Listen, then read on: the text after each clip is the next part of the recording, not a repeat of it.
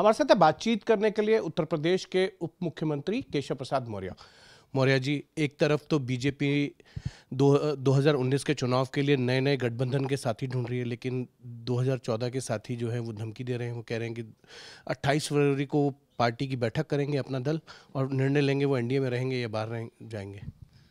जो एनडीए में 2014 में थे, 2017 में थे, वह एनडीए के साथ 2019 में भी होंगे, 2022 में भी होंगे। किसी के मन में कहीं कोई बात है, कोई शिकायत है, उसे हम लोग दूर कर लेंगे। लेकिन यह जो कुनबा है यह बना रहेगा, इसको कोई भेद नहीं पाएगा, कोई सेंध नहीं लगा पाएगा। लेकिन आप कह रहे हैं कि बात हो जाएगी, नाराज़गी दूर हो जाएगी, उनकी बातों को सुना जाएगा। वो ये कह रहे हैं कि पिछले 4 महीने से वो बात करने की कोशिश कर रहे हैं, उनकी कोई बात नहीं सुनी जा रही। नहीं नहीं, ऐसा नहीं है। बातें सुनी जा रही हैं, कुछ और उनकी बातें होंगी जो नहीं सुनी गई होंगी, तो उसको भी सुना जाएगा। जब भी माननीय राष्ट्रीय अध्यक्ष जी लखनऊ आते हैं तब तक अनुप्रिया जी, आशीष जी जो उस अध्यक्ष और संरक्षक की भूमिका में सब मिले हैं, हम सब लोग वहाँ पर रहे हैं। तो ऐसा नहीं है, मिला जाता है। कोई और बात होगी तो उसको भी सुना जाएगा। लेकिन हमारे सहयोगी दल हैं, 2014 में रहे, 17 में रहे, और एक दूसरे के सहयोगी होने के कारण सबको ताकत मिली है और वह ताकतवर बने रहें, इसके लिए हम किसी भी कीमत पर अपने साथियों का साथ बनाए रखेंगे। आपको लगता है वो छोड़कर नहीं जाएंगे? हाँ, पूरा विश्वास है, कोई छोड़ के नहीं जाएगा। लेकिन ऐसी भी खबरें आ रही हैं कि वो कांग्रेस के संपर्क में है, प्रियंका गांधी से बात कर रहे हैं, ज्योतिरादित्य सिंधिया, अहमद पटेल ने उनसे मुलाकात की थी। नहीं होगा, मैं ये नहीं कहता, मुझे मालूम नहीं है कि किससे मुलाकात किया है उन्होंने, किससे नहीं किया है। लेकिन यह ज़रूर मैं विश्वास से कह सकता हूँ कि हमारे साथ थे, हमारे साथ रहेंगे। अनुप्रिया पटेल कहती हैं कि उनके रास्ते सारे खुले हुए हैं, सारे विकल्प उन्होंने खुले रखे हैं, एनडीए में रहेंगे या नहीं रहेंगे अब फैसला 28 को कर लेंगे। नहीं, अब 28 तारीख और आज के बीच में बड़ा अंतर है और हमें लगता है कि सब रास्ता निकल आएगा। ऐसी कोई स्थिति परिस्थिति है तो उसको हम लोग ठीक कर लेंगे। ये थे केशव प्रसाद मौर्य। कैमरामैन अश्विनी हेलन के साथ हिमांशु मिश्रा, दिल्ली आज तक।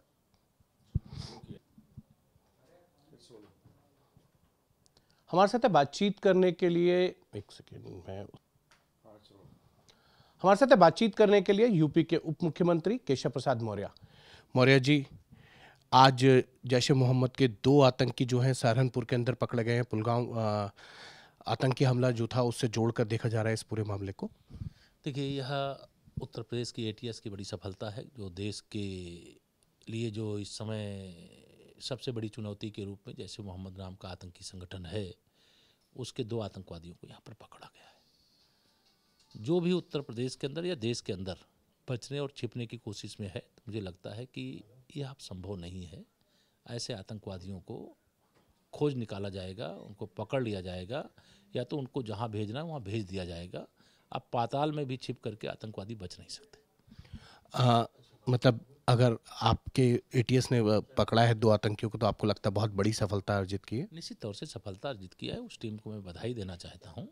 और यह अपने आप में एक एटीएस के लिए उपलब्धि है कि हम देश के उस खतरनाक आतंकी संगठन जो पाकिस्तान के माध्यम से संचालित होता है, उसके 2 आतंकवादियों को यूपी में पकड़ा है। और इस समय लगातार जो एटीएस काम कर रही है, जो उत्तर प्रदेश की पुलिस काम कर रही है, या देश जिस रास्ते पे चल पड़ा है, मैं मानता हूं कि यह एक उपलब्धि भी है और यह संदेश भी है कि अब देश के दुश्मनों को न छुपने का और न बचने का कोई स्थान नहीं बचेगा। सर, आप तो एक तरफ कह रहे हैं कि आतंकवाद के खिलाफ जो है आपकी पार्टी की सरकार की लड़ाई जारी रहेगी, लेकिन दूसरी तरफ है राहुल गांधी जो ये कह रहे हैं कि जब देश में दहशत थी और शहीदों के परिवार के अंदर जो है दरिया उमड़ा हुआ है, उस वक्त जो है प्रधानमंत्री दरिया में जाके फ़ोटो खिंचवा रहे हैं, वो भी हंसते हुए। देखिए, श्री राहुल गांधी जी की इस प्रकार की बातों पर देश इसलिए कभी विश्वास नहीं करता है कि माननीय नरेंद्र मोदी जी के देशभक्ति पर इतने बड़े बलिदान के बाद जो पूरा देश शोकग्रस्त था, उस पीड़ा पर सवाल उठाना, मैं समझता हूं कि यह बचकाना बयान के अलावा कुछ नहीं हो सकता है। कांग्रेस जैसी पार्टी के राष्ट्रीय अध्यक्ष अगर इस प्रकार के वह बयान देते हैं, और उस समय जब इस देश के अंदर इस बात की तैयारी चल रही हो कि पुलवामा हमले के बाद हम अपने देश के दुश्मनों को, चाहे वह देश के अंदर हों और चाहे वह देश के बाहर हों, उनसे हम निपटेंगे और उस सेना को इसके लिए खुली छूट दी गई हो, ऐसे समय में इस प्रकार का बयान क्या बताता है क्या आप पाकिस्तान के समर्थन में खड़े हो, देश के समर्थन में खड़े हो?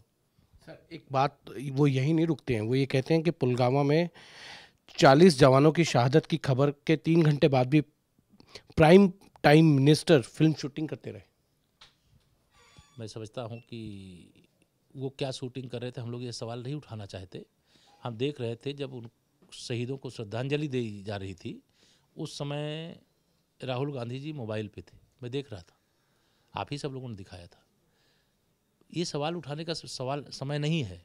इस समय देश के दुश्मनों से बदला लेने का समय है, देश के दुश्मनों को सबक सिखाने का समय है, देश की सेना का मनोबल बढ़ाने का समय है, देश की भावनाओं का कदर करने का समय है।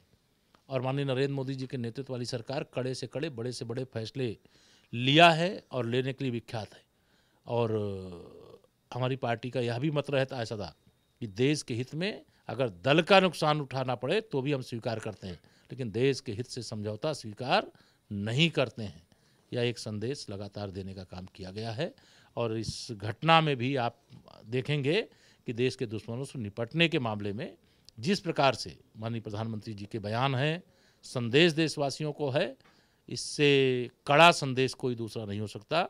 और इससे कड़े शब्दों का प्रधानमंत्री के पद पर रहते हुए माननीय मोदी जी से मुझे लगता है कि उम्मीद भी किसी को नहीं करनी चाहिए। बहुत कड़े शब्दों का, बहुत स्पष्ट शब्दों में किया। इससे पहले भी कांग्रेस के कई नेता जो हैं पाकिस्तान जाकर वहाँ की आर्मी की तारीफ कर चुके हैं। यहाँ के आर्मी के जो सेना प्रमुख हैं उनके लिए अपशब्दों का प्रयोग भी कर चुके हैं। निश्चित तौर से देखिए, कांग्रेस का तो यही चरित्र है। पाकिस्तान जाएंगे तो वहाँ के सेना अध्यक्ष को गले लगाएंगे, भले पाकिस्तान की सेना हमारे देश की सेना को मतलब मार रही हो, हमारे देश के अंदर आतंकवादियों को प्रशिक्षण भेजने आने वाले आतंकवादियों को प्रशिक्षण दे रही हो। वह भाषा उनकी, कार्य उनके, कृत्य उनके उसी प्रकार के रहते हैं। लेकिन हमारा देश हर प्रकार से मजबूती से खड़ा है। कांग्रेस की यह नीति कि जाके पाकिस्तान के सेना अध्यक्ष को गले लगाओगे और भारत के सेना अध्यक्ष को गली का गुंडा बताओगे, यह देश बर्दाश्त नहीं करेगा, स्वीकार नहीं करेगा, इसका जवाब भी देगा। अभी हमारा ध्यान पूरी तरह से अपने देश पर जो आतंकी हमला हुआ है, जिसमें हमारे सुरक्षा बल के जवान बलिदान हुए हैं, उन बलिदानी जवानों के खून के एक एक बूंद की कीमत वसूली की तैयारी है। और उस दिशा में सरकार ने अनेक कदम उठाए हैं और जो कड़े से कड़े, बड़े से बड़े कदम उठाएंगे।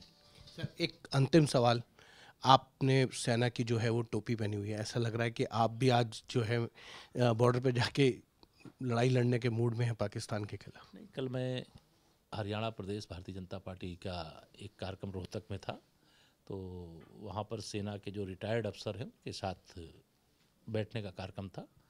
तो ऐसे वरिष्ठ रिटायर्ड सेना के अधिकारियों ने आशीर्वाद स्वरूप यह कैप मुझको उस समय पहनाई।